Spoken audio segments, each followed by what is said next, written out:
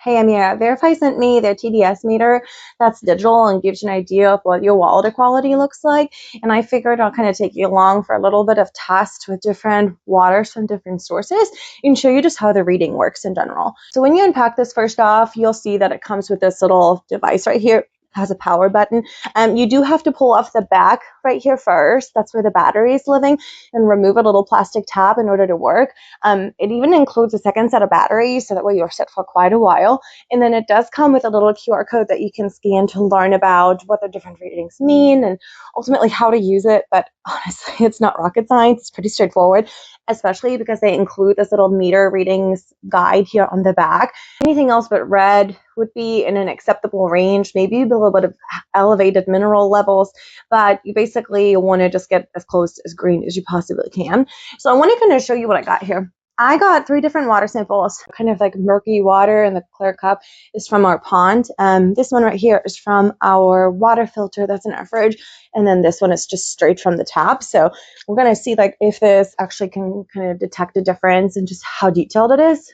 So let's see how this goes. I do have well water, so I do expect my like readings from the tap / filter to be a little higher. I'm probably not going to be like in the green, but we'll see. So you see right here, it immediately changes colors. 350 something, if I see that right. So that is definitely an elevated mineral content level, but still within safe levels, I guess. Shake it off a little bit. It went back to green.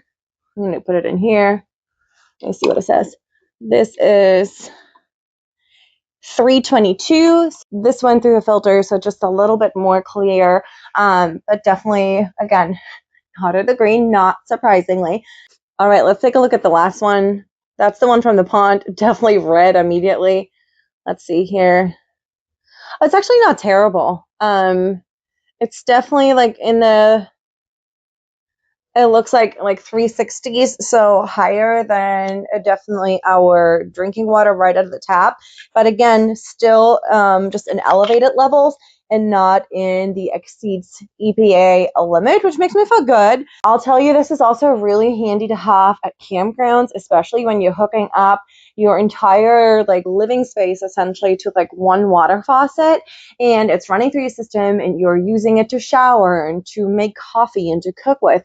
This gives you an opportunity to check the water quality and just feel better about like what's coming out of your faucet, and if need be, change to like bottled water. Also, in terms of checking any kind of sediment in your pool to adjust chemicals is really nice and helpful. And also, like when you're just like hiking on the road, looking at like a stream of water, filling up your water bottle there, like it definitely gives you an idea of just like what the water quality is. So in addition to measuring the total dissolved solids in your water, it also takes the water's temperature and checks for electrolyte conductivity, which is great when you're working with like reverse osmosis or aquarium testing. So overall, like a really handy thing to keep in mind. So this is something we'll keep handy, especially when it comes to testing our own groundwater, drinking water, and just in the camper while we're on the go.